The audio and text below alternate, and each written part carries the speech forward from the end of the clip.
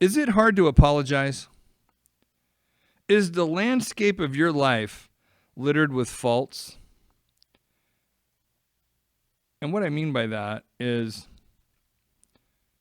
faults as in like fissures and fractures. Is what's right out of balance?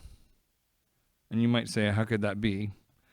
Today we look at the guilt offering and how that sacrifice plays out in our Christian walk. So let me talk a little bit about that kind of opening paragraph, if you will. Is it hard to apologize? There's people who just have a difficult time apologizing. And why is that? Well, because they have to admit that they might have done something incorrect, or they might have harmed someone, or something may not be quite right. So they make excuses. They don't say, I'm sorry. You know, the old Happy Days saying, I was woo, woo, woo, woo, can't say wrong. So, I'm sorry, but you did blah, blah, blah. Or, so we have an excuse. We can't just say, I'm sorry. And the second part of that is the landscape of your life littered with faults. Do you have a lot of, fractured relationships, fractured situations just all around you? And if so, that's kind of an a piece of evidence that would point to the fact that maybe you have a difficult time dealing with apologies and how you're perceived. You can't necessarily be guilty of something, or if you're sorry something happened, that makes you guilty of something, and so you're kind of in a bad position. You can't work it out. And then what's right out of balance? Well, right is right. Yes, it is. But do we use right like a hammer sometimes and just pound people with it? Do we give them no room to be human? Do we hold people to a standard that's higher than we hold ourselves to? Well, I'm just telling you what's right. Like, that's true. It's like truth. I'm just telling you the truth. Well, that's great, but telling someone the truth in love is not necessarily the same as telling them the truth, right? I'm going to tell you what's right. Here's where it is. So, as we look at this, I want to start by going to Leviticus 6, and we're going to read verses 1 through 7. I'm just going to read those.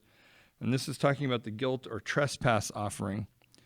It says, "And the Lord spoke to Moses, saying, if a person sins and commits a trespass against the Lord by lying to his neighbor about what was delivered to him for safekeeping, or about a pledge, or about a robbery, or if he has extorted from his neighbor, or if he has found what was lost and lies concerning it, and swears falsely, and any one of these things that a man may do in which he sins, then it shall be because he has sinned and is guilty that he shall restore what he has stolen, or the thing which he has extorted, or what he has delivered to him for safekeeping, or the lost thing which he found, for all that, or all that about which he has sworn falsely. He shall restore its full value, add 1/5 more to it, and give it to whomever it belongs on the day of the trespass offering.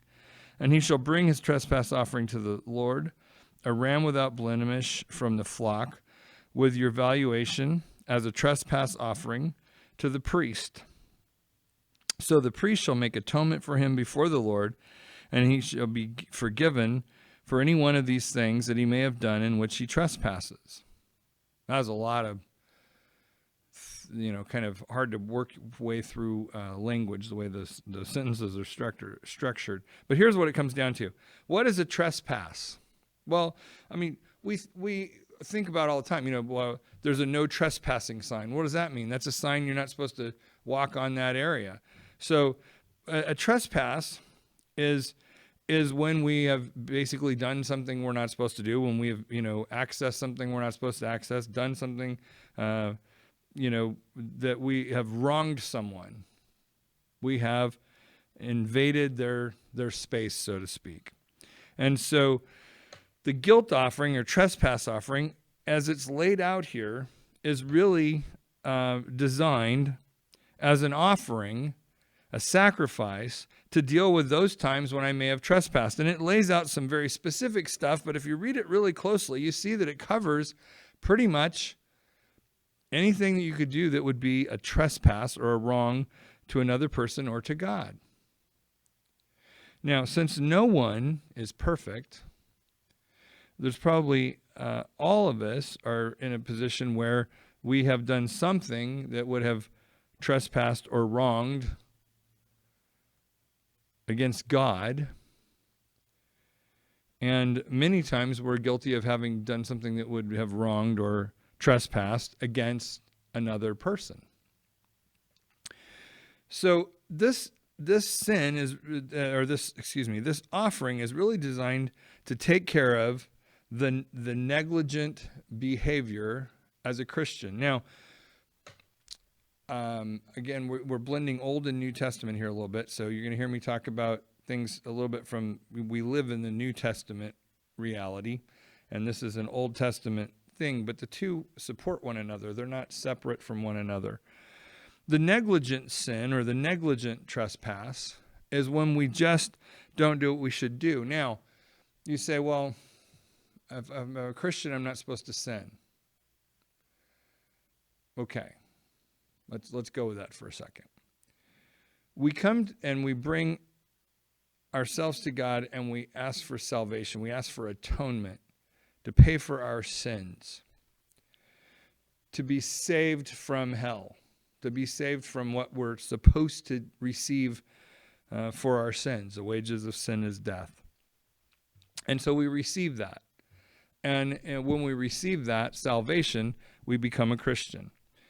And now, as we walk through life, because we're humans, because we're imperfect, there are things that we're going to do that are trespasses against one another and against God. And they come from being negligent in our behavior. Sometimes the biggest place of negligence is in controlling our tongue. Am I watching what I say? So the trespass offering is really designed to deal with someone who is already trying to live the proper life, but makes mistakes. I don't know, anybody out there that makes mistakes? And I'm going to adjust this microphone, even though we're on film here. It's just bugging me a little bit. Anybody make a mistake? I've made mistakes before, once or twice a day, an hour, whatever. The reality is we all have times when we're negligent. So this was a sacrifice to deal with our negligence. It was also a sacrifice to deal with the unknown. Have you ever had somebody who was offended and upset with you because of something and you didn't even know? I'm not saying you didn't know you did it. You didn't know it offended them. You didn't know there was a problem. You didn't realize that what you had done had wronged them. And you say, well, what would that be? And I could probably think of some stupid examples, but, what if there's a long line at the supermarket and you're there with your shopping cart and you see a spot open up and you just step over and step into line and you go right through and check out. And unbeknownst to you, there's a lady who's been standing there. She was the next person in line, but you didn't see her. And so when you stepped over, you cut her off. Well, you wronged her.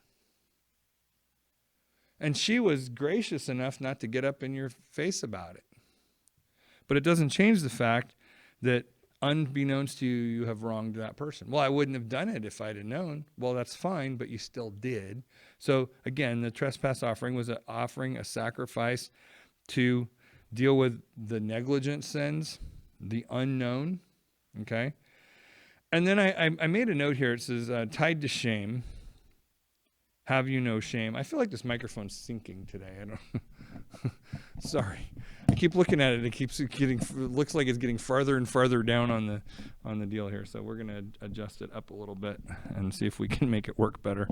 Anyway, the tied to shame. I listed here. Have you no shame? Helps if I do this correctly, Dan. All right. Now I'm being distracted by the microphone. Anyway, have you no shame? In other words, if you're a Christian, aren't we supposed to try and live a Christian life? Aren't we supposed to try and do something that is Christ-like? Isn't that what Christian is, to be like Christ? We're supposed to try and do what's right. And so do we just excuse our behavior by saying, oh, well, God will forgive me? Oh, well, if they don't like it, tough. I mean, are we guilty of that? See, the guilt offering or the trespass offering was tied to shame too. In other words, there's things that you do and you go, wow, I shouldn't have done that. Okay? And so if I have guilt or shame about that, that's another place where I want to bring my trespass offering. And, all of these offering things are, for most of us, are generally a verbal or a heartfelt confession to God of where we're at and correct my attitude. God, help me with these things. God, ask you for forgiveness for this, God. Give you praise for that, God. Those are the kinds of things that in the New Testament these offerings really come down to. But the trespass offering, there's really a 3-step process here. And step 1 is a confession to God. God, I'm sorry. God, I'm sorry for the times I haven't done what I'm supposed to do, and I've been negligent in what I'm supposed to do, God. I'm sorry for that. Or, God, I'm sorry for the times I've failed. I know there's times I failed. I can't think of anything specifically right this minute, but I know that I have failed. And so, God, I'm sorry for that. Confessing to God. Or, God, I'm sorry. I profess to be a Christian, and yet what I did was not Christ-like at all. And so I apologize for that, God. I ask you to forgive me. That's step 1 of a trespass offering. Just acknowledging and confessing to God where you may have failed, been guilty of something that wasn't right. And the second step is to confess to your brother. In other words, if you've wronged somebody, go to them and say, I'm sorry. I did this and it was wrong. I shouldn't have done that. And that's where we get to the happy days thing where Fonzie couldn't say it was wrong.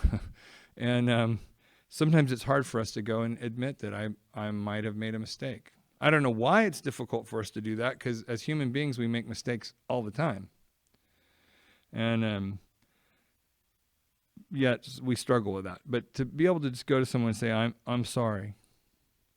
I apologize. I did wrong. And, it ties back to the shame part of it, but sometimes what we have to apologize for, we're not very proud of. And sometimes what we have to apologize for, we got away with. Right? We did something and nothing happened, nobody caught it, and it's like, okay, I'm good. I'm all in the good here. I don't have to worry about this. And now you do. You need to recognize, what I should have, I went through the grocery store line and I gave them a $20 on a $15 charge, and they handed me back a $10. And I walked out with it. I got away with it. Nobody knows. Well, no, you didn't get away with it. You just didn't get called on it by anybody there. There's consequences for what happened. The cashier's going to be in trouble. Their till's going to be off, all those things. You say, well, it's not a big deal. It's a big deal. You need to be able to go and offer that trespass offer. You need to go to God and say, God, I'm sorry. I shouldn't have done that. That wasn't conducive to behavior you would expect from a Christian. Then you need to go back to that cashier and say, you know what? You gave me $5 too much change, and I didn't, profess that to you at the time. I didn't tell you at the time that you had done that. So here's the $5 that you gave me too much. It'll freak him out a little. My youngest son, he went on a bike ride with his buddies with his, I don't know, it was one or two, but with his friends. And they went into the grocery store, and it was hot, and they bought an ice cream. And, he gave him $1 or whatever and got his ice cream and had some change. Then he rode all the way home. When he got home, he found out that they'd given him too much change. So he got on his bicycle and he rode back and gave them the change. And they were just blown away. In fact, they were almost unwilling to take it because they just didn't expect it. But here's the third step to the process. We have the confess to God. We have the confess to our brother. Then we have atonement. And the Bible tells us that we should add a fifth or 20% to that. So I got my $5. I didn't catch it right at the time. I went home and got feeling guilty or whatever. And so I wanted to handle my guilt offering. And so I confessed to God. I go back, I confess to them. I give them their $5 back. And if I'm going to really follow this out scripturally, then I need to add 5% to that. Right? So there's a cost to that process. And you say, well, that's crazy. I didn't screw up the change. No, you didn't. But you didn't do what was right. And when there's a cost to what you have to do, when there's a cost to making it right, that will help you in the future to do what's right instead of keeping it for yourself in the first place. It's just a basic principle of life. There's a cost to it, okay? And so those are the three steps: confess to God, confess to your brother, and atonement, okay? Now, we've also been talking, as we've been going through the 7 sacrifices here in this Tending the Altar series, we've also been talking about the 7 sins that, they're not necessarily tied together one to one and all that kind of stuff, but I've been kind of talking about them at the same time just to kind of lay it out. And so the third sin of the 7 sins is the sin of greed. And again, not trying to just tie them together, they do have some correlation to them in that the sacrifice of the guilt or trespass offering and the sin of greed. What is the sin of greed? Well, here's the reality. We're supposed to conduct ourselves without covetousness. In other words, we're not supposed to be saying, well, I wish I had that. If I had that, and particularly with money, well, it's not going to hurt them any if I get a little extra money out of the deal because, they got plenty. They have more than they need anyway. It's the sin of greed is caused by conducting your life with covetousness. I want what somebody else has. The sin of greed is also a product of not being content. So we're supposed to have contentment. Contentment in what? Contentment in what God has given us. Whatever state I find myself in, I'm going to be content. And you say, well, that's settling. No, that's not. That's resting in what God has given and done for us. That's trusting God. That's putting our true faith and trust in God that he's going to take care of what we need and being content that he'll take care of our needs as they come along. He takes care of our wants a lot of times too. But it comes when we learn to live contented in what God is doing for us. You want to have something you're pressing for, press for more of God, right? But be content in what God provides for you. And then his word says he'll never leave you. And part of the sin of greed comes from when we think that somehow we're going to be abandoned. We think somehow we're going to have to do it on our own. We think somehow, if I don't do this, it's not going to happen. We get all worried about those things, and we forget that he says he'll never leave you and he'll never forsake you. We can rest in that. One of the things about dealing with the sin of greed, one of the things we can do to overcome that overcome the sin of greed. So I've said you can conduct your life without covetousness. You can be content in what God provides. You can recognize and rest in the fact that he will never leave you. And the other piece is you can give graciously. If you want to deal with greed, give graciously. Don't give reluctantly. Don't give angrily. Don't give out of frustration or guilt or anything else. Give graciously. Give because God has given to you. Give because God is going to give to you. Give because you're content in what you have. Give because God has promised to never leave you or forsake you, and he's going to take care of you. I'm not telling you to be stupid. I'm just saying you can give graciously. There are people that, I think we've all run into some of these folks in life, but there are people that, you just feel like you're painting them horribly and, ripping their fingernails off if you ask them for anything. And they'll give something, but only reluctantly and bitterly. And then there's people who just give graciously. They just have a graciousness about them in how they give. Give graciously. It helps with the sin of greed. Now, the guilt or trespass offering was a sacrifice that was going to be eaten. It was a sacrifice to be eaten. And the guilt or trespass offering really was a blessing to everyone. Okay? It was an offering given, whether I am knowingly or unknowingly may have sinned. Here is my offering. And it was a blessing to all. It did not require that it be eaten by the priest alone or whatever. So it was an offering that could be shared about. And I made a note here. It was not socialist, but godly. Unfortunately, in our country today, we have so many people who have gotten wrapped around the axle and think they understand what socialism is, and they do not. They think socialism is everybody helping everybody out and all for the greater good. And while you might be able to find a textbook dictionary definition that reads something like that, what exists in our world as what we call socialism does not work like that. It doesn't even come close to working like that. It may be the way the propaganda side of it looks, but it's not the reality of it.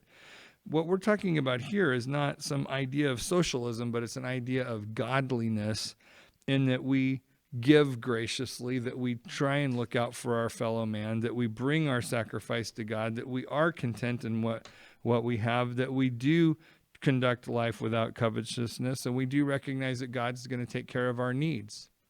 That's way different than trying to build a society where we force people to support one another. It's about a heart attitude.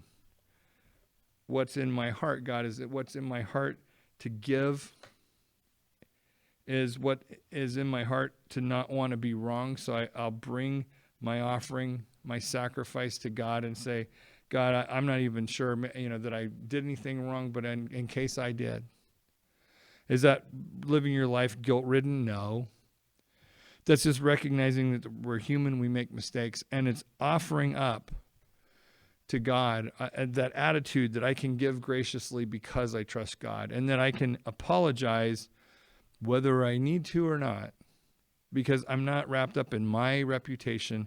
I'm not wrapped up in not being able to admit my faults, but I am trusting solely in God to take care of my attitude, all of those things. If I bring it to God, he'll help me and fix it. And that's really what we're talking about today. That's really the idea that we're going to conduct ourselves with the idea that I want to not bring shame upon the name Christian. I don't want to bring shame upon God. I want to conduct my life and try and live my life in a way that I am not trespassing. So our lesson title today, Guilty or No? Or I guess you could say guilty or not. The bottom line is, whether I'm knowingly guilty or not, I want to come before God and bring that sacrifice of that giving and right attitude. Confess to God what I do know, what I don't know. If I've wronged a brother, I want to go and confess to them. And if I have wronged somebody, I want to make atonement and make it right. That way I'm clear before God. I'm clear before my brothers and sisters. I'm clear before man. And all of us together benefit when we're in a right relationship with God. So, challenge you today, do a little self-examination. Take a look and see if maybe you need to go before God and take care of your guilt or trespass offering. Get a clear conscience, but just get things clear before God. It's not asking you to get saved all over again. Just saying that as we live out our life, sometimes we screw up a little bit. We can go to God and say, "Hey, here I am, God. Here's the things that I need to confess, and I just want to be right and right-hearted before you, God." And that's it for this week.